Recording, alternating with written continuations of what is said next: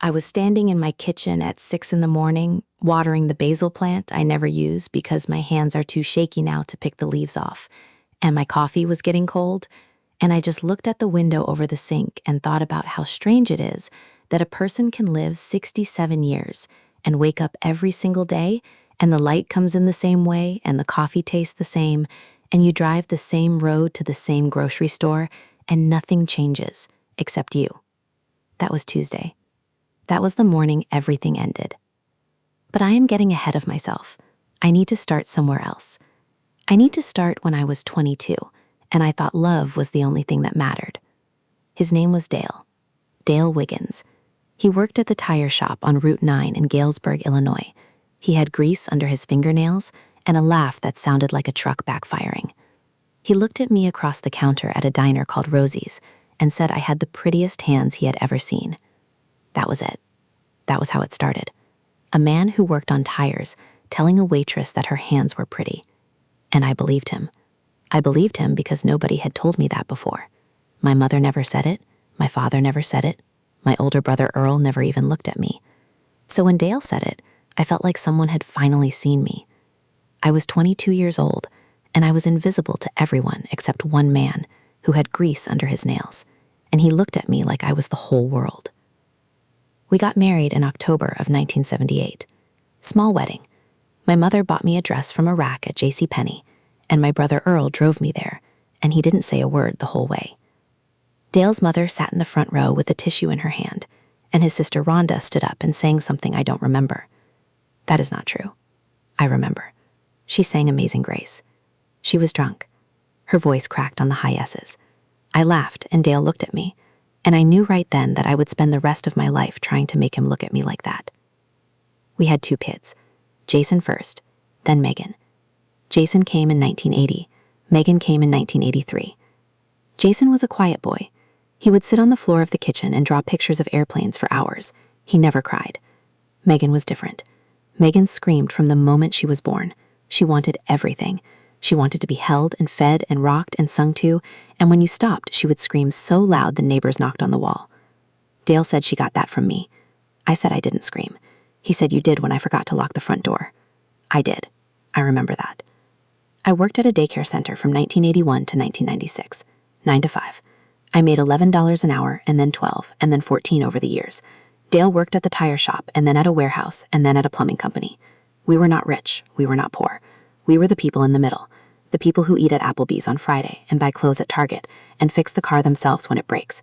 We were normal. I thought normal was enough. I am 67 years old now. My back hurts. My left knee locks up when it rains. I have been on 3 medications since I was 51, and I take them every morning with a glass of water that tastes like copper, because the pipes in this apartment are old. I drive a 2012 Honda Civic with a dent in the rear bumper from when I hit a mailbox in 2019. I live alone in a 1-bedroom apartment in a building with green carpet and fluorescent lights that buzz like insects. The rent is $1,200 a month, and I pay it with money I have left after the legal fees. There is not much left.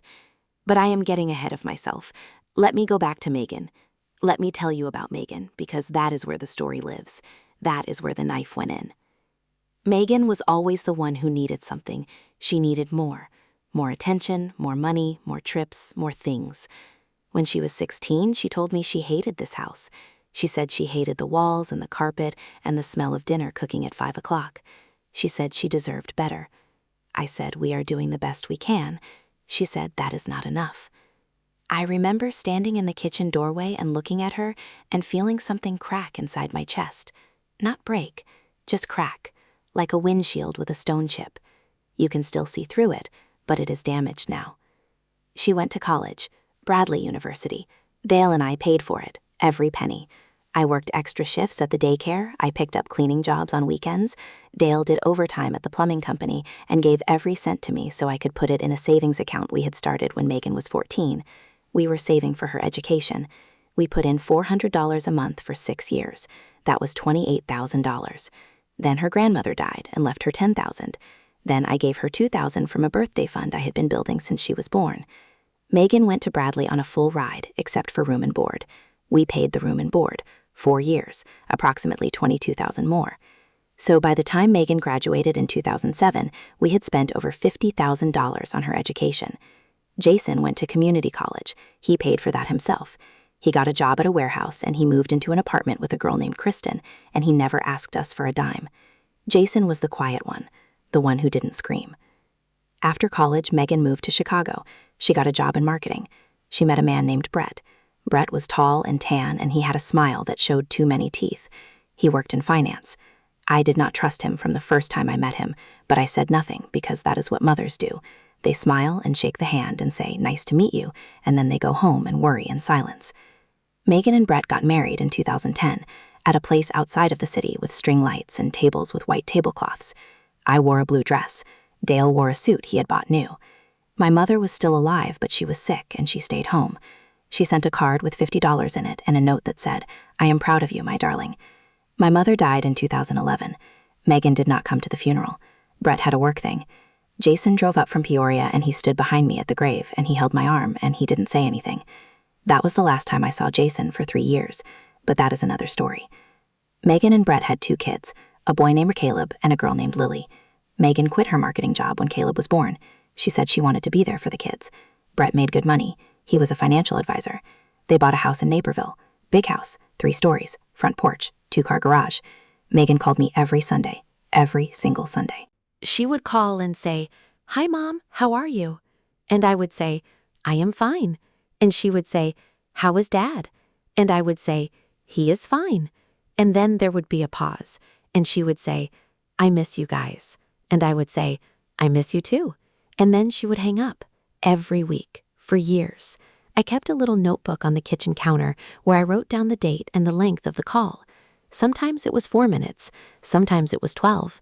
I didn't know why I did that. I just did. Dale started getting sick around 2015. His heart. He had a pacemaker put in. He was 60 years old, and he looked 70. The years had caught up to him. He still went to work every day, but he would come home and sit in the recliner and not say a word for an hour. I would bring him a glass of water, and he would take it and say thanks, and that was it. We didn't talk much after that. Not because we didn't love each other, we did, but Dale had never been a talker. He showed love by fixing things and mowing the lawn and going to the store. When his body started failing, he could not do those things anymore, and so we just existed next to each other, like 2 people sitting on a bench waiting for a bus that is never coming. In 2017, Megan called me on a Tuesday. She said Brett had been having some financial trouble. She said they were behind on some things. She said she was worried about them. She asked if we had any savings we could help with. Dale and I had about $90,000 in a joint account. Our house was paid off. We had the property tax to pay every year and the insurance, but we had saved carefully for 30 years. Megan asked for $30,000. She said it was a loan. She said she would pay it back. I looked at Dale. He was sitting at the kitchen table reading the paper. He didn't look up. I said, "Okay." I said, "If it is a loan, then we will help." Megan said, "Thank you, Mom," and then she hung up. That was the first time. $30,000. It went into an account Megan said she had set up. She would pay us back at $2,000 a month for 15 months. She paid back 2 months. Then the payment stopped. I called her and she said things were tight. I said, "That is fine." I said, "Take your time." She said, "I love you, Mom." I said, "I love you too." And I hung up and went to the kitchen and put water on for coffee. And I did not think about it again for a while. In 2018, Dale had a second heart scare. He was in the hospital for 4 days. Megan came. She drove up from Naperville. She stayed for 2 days. She slept in Jason's old room, which was now a guest room with a new bedspread. She sat with Dale and held his hand, and she looked at me, and her eyes were red. And she said, "I am so scared, Mom." And I believed her. I believed her completely. That was the last time I saw Megan in person for over 2 years. After Dale came home from the hospital, he was slower. He moved slower. He talked slower. He forgot things more. He would walk into a room and stand there, and I could see him trying to remember why he came in. I didn't say anything. I just guided him back to where he was going.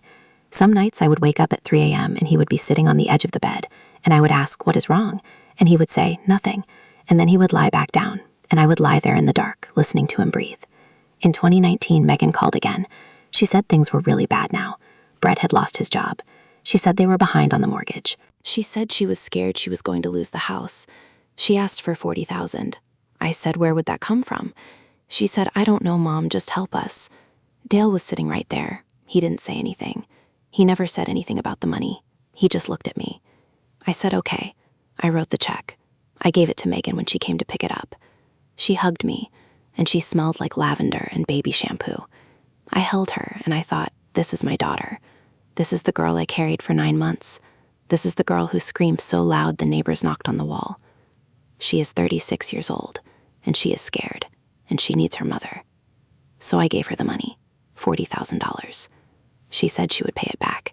She said she promised. She did not pay it back. In 2020, Dale died, pancreatic cancer. He had been diagnosed in January. By March, it had spread. By June, he was gone. I held his hand in the hospital room, and the monitors were beeping, and then they stopped. The nurse came in and she pulled the sheet up to his chin, and I stood there, and I did not cry. I did not cry for 3 days. Then I went to the bathroom and I sat on the floor, and I cried so hard I could not breathe. Megan called. She said, I am so sorry, Mom. She said, Brett is here with me. She said, we love you. I said, I know. I said, I know. After Dale died, I sold the house. It was a good house, 3 bedrooms, big backyard, the maple tree in the front that Dale had planted the year we moved in. The real estate agent said it was worth $210,000. After fees and taxes, I got about $190,000. I paid off the remaining balance on my mortgage, which was almost nothing. I put the rest in the bank. I moved into the apartment in March of 2021. Small place, 1 bedroom, a kitchen with a window that faces the parking lot. I could see the dumpster from my bedroom window. I did not care. I was alive. I had my money. I had my peace. I called it peace. Megan did not call for 6 months after Dale died. 6 months. Not a single phone call. I waited. I sat by the phone every Sunday. I even started doing it on Saturdays because I thought maybe she would call early. She didn't. Jason called once. He said he was sorry about Dad. He said he had been busy. He said he would come visit soon. He didn't. I understood. People get busy. People move on. But Megan was my daughter. Megan was the one who called every Sunday for 15 years. And then nothing. Then in October of 2021, Megan called. She said she was sorry. She said she had been dealing with a lot. She said Brett had left her. She said she was in a bad place. She said she needed to come stay with me for a while. I said, come. I said, the apartment is small, but there is a couch. She said, thank you, Mom. She said, I love you. She said those words like she was reading them off a card. She moved in on a Saturday. She brought 2 suitcases and a box of Caleb's old toys and a bag of Lily's clothes. She looked different, thinner. Her hair was shorter. She wore sweatpants and a hoodie, and she looked at the apartment, and I could see her calculating. I could see her eyes move from the kitchen to the living room, to the bedroom, to the window. She was measuring the space. She was seeing it as temporary. I didn't see that then. I just saw my daughter, and I was so happy to see her that I didn't notice anything else. She stayed for 3 weeks. She said she was looking for a place. She said the market was tough. She said she just needed a little time. During those 3 weeks, she cooked dinner every night. She cleaned the kitchen. She folded my laundry. She was perfect. She was the daughter I remembered from before. The one who said, I miss you, Mom, on Sunday nights. The one who held my hand at the hospital. I let my guard down because she was good to me.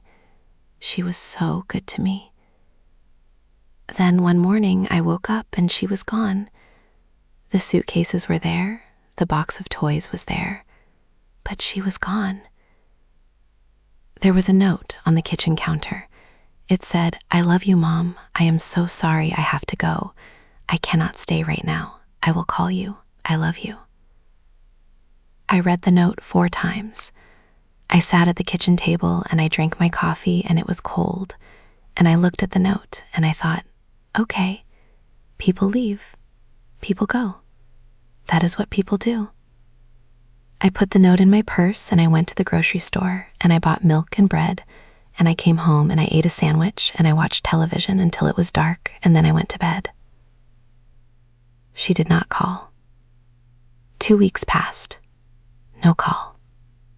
3 weeks. No call. I started calling her. It went to voicemail every time. I texted. No response. I emailed. No response. I drove to Naperville. I went to the house. The house was still there. The front door was closed. The lights were off.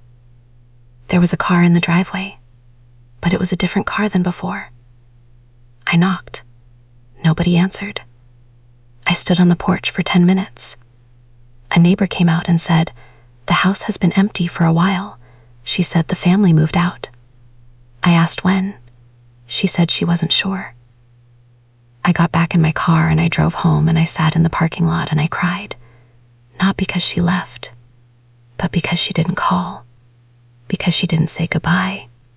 Because she slipped out of my apartment like a ghost and left a note and then vanished and I couldn't find her. I couldn't reach her. I was invisible again. I was invisible to the person who used to call me every Sunday. I went back to the apartment and I sat on the couch and I turned on the television and I did not watch it. I just listened to the noise. Then I noticed something. The bedroom drawer. The small one by the bed where I keep my documents. It was open. Not all the way. Just a little. I closed it and I went to bed. In the morning I opened it again. Inside the drawer there was a gap. A space where something used to be. I moved the papers around. There was a folder missing. I had a folder in there with my bank statements from 2018 through 2020. I had been keeping them because I wanted to track the payments Megan was supposed to make me. They were gone. I looked everywhere. Under the couch. In the trash. In the kitchen. I called Megan. Voicemail. I texted. Nothing. Then I called my bank. I said, "I need to see my account activity for the last 3 years. The woman on the phone said, "Okay." She put me on hold. When she came back, she said there had been several transfers from the joint account, transfers to a different bank. 3 transfers. One in 2018 for $30,000, one in 2019 for $40,000, and one in 2021 for $50,000. $50,000. I did not know about that one. I had never authorized that one. I said, "What bank?" She gave me the name. It was a bank in Chicago. Megan's bank. The woman on the phone said the transfers were made from a debit card linked to the account. I asked who authorized the card. She said I would need to contact the bank directly. I hung up. I sat at the kitchen table. I put my hands flat on the surface. I looked at the wall. I did not move for a long time. I called Megan again. This time she answered. She sounded tired. She said, "Mom, what is wrong?" I said, "Where did the $50,000 go?" There was a silence. I could hear her breathing. Then she said, "I needed it." I said, "For what?" She said, "I needed it, Mom." I said, "I gave you $70,000. She said, "I know." I said, "Where is it?" She said, "I used it." I said, "For what?" She said, "For the house." I said, "What house?" She said, "I bought a house." I said, "You did not tell me you bought a house." She said, "I know." I said, "Why?" She said, "Because I needed to get out." I said, "Get out of what?" She said, "Mom, I needed to get out of that life." I said, "What life?" She said, "The life you and Dad made me." I said, "I don't understand." She said, "I do not want to talk about this." I said, "Megan." She said, "I have to go." She hung up. I sat in the kitchen for 3 hours. I did not move. I did not eat. I did not drink.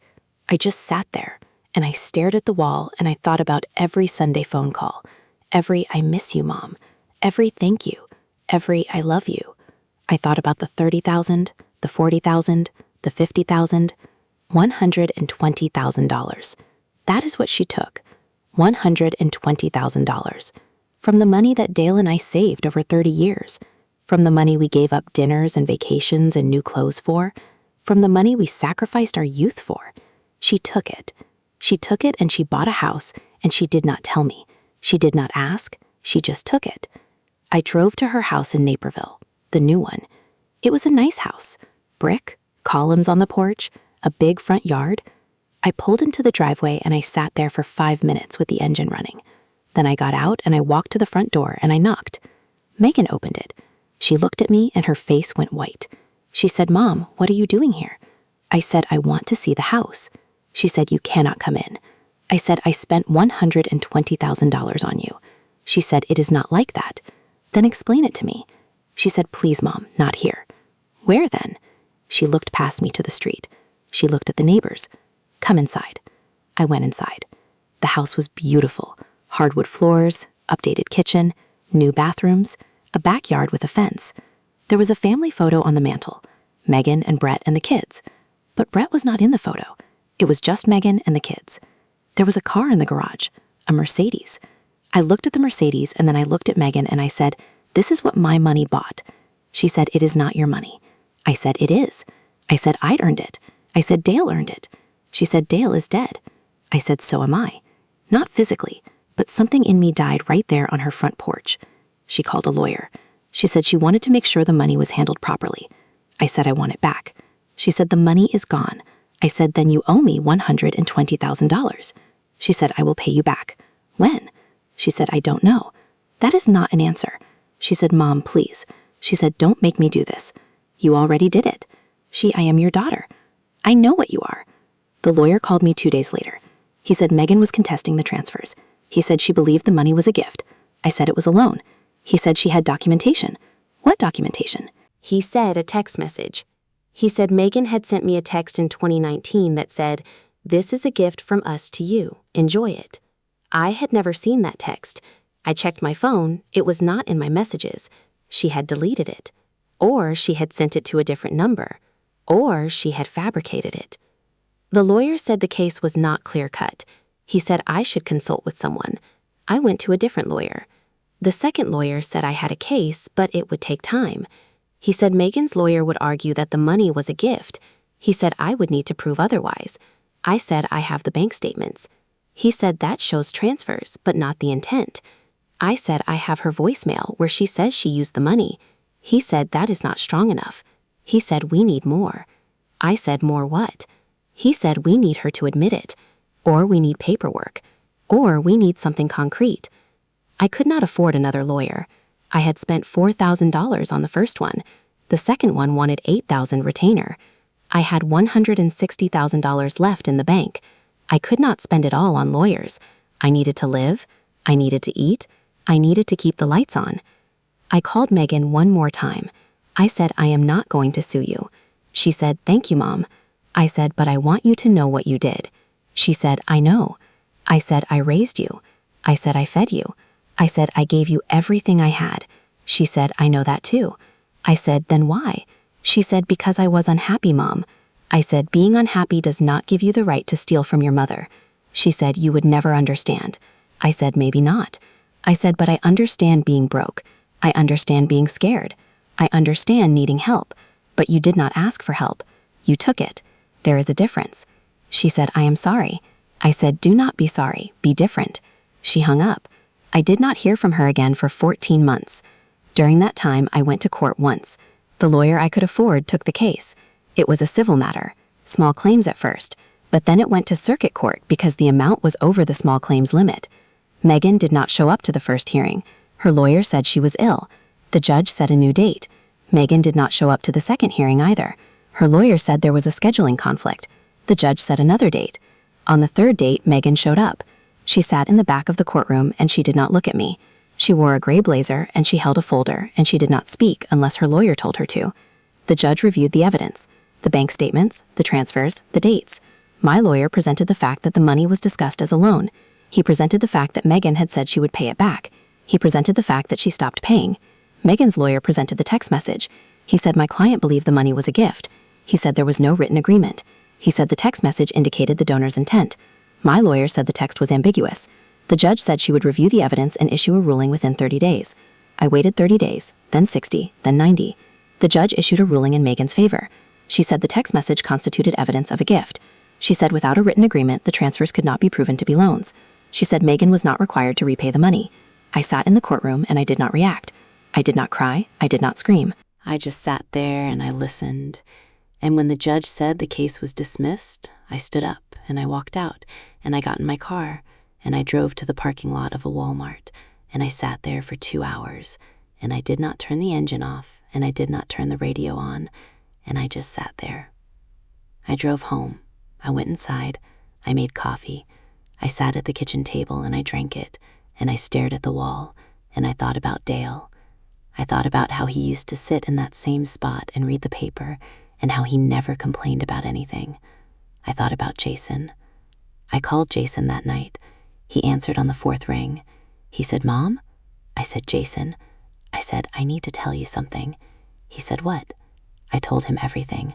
About the money, about the court, about the judge's decision. He was quiet for a long time. Then he said, that sounds like Megan. I said, what do you mean? He said, she has always been like that. She has always needed more. He said, I learned early not to give her anything because she will always want more. I said, I know. I said, I know now. He said, I am sorry, Mom. I said, I know. He said, I love you. I said, I love you too. And we hung up, and I went to bed, and I lay in the dark, and I listened to the refrigerator hum, and I thought about how quiet it is in this apartment, how quiet it has always been. Even when Dale was here, even when the kids were here, there was always a quiet underneath everything, like a room with all the furniture taken out, just the walls, just the silence, just me. Now it is me and the refrigerator and the parking lot outside my window, and the dumpster I can see from my bed. I get up at 6. I make coffee. I water the one plant I still have. I go to the grocery store on Thursdays. I come home. I eat. I watch television until it gets dark. I go to bed. Some nights I call Jason. He always answers. He lives in Tucson now. He works at a distribution center. He is married to a woman named Diane, and they have a son named Tyler who is 11. Jason sounds tired on the phone. He says, work is work. He says, Tyler is good. He says he is sorry he can't visit more. I say, I understand. I say, it is a long drive. He says, yeah. Then there is a silence, and I say, I love you. And he says, I love you too. And we hung up. And I sit in the dark, and I think about Megan in her brick house with her Mercedes and her new life, and I wonder if she ever thinks about me. I wonder if she ever sits in her kitchen and looks at her hands and remembers that they were held by a woman who gave her everything. I wonder if she ever whispers my name in the dark. I wonder if she ever feels the weight of what she did, or if she is fine, if she is happy, if the money bought her the peace she was looking for, if she sleeps at night. I do not sleep at night, not really. I lie there and I stare at the ceiling and I count the cracks in the plaster and I listen to the building breathe. The pipes groan. The elevator hums in the hallway. Someone upstairs drops something at 2 a.m. and the sound comes through the floor like a heartbeat. I am here. I am still here. That is the only thing I know for sure.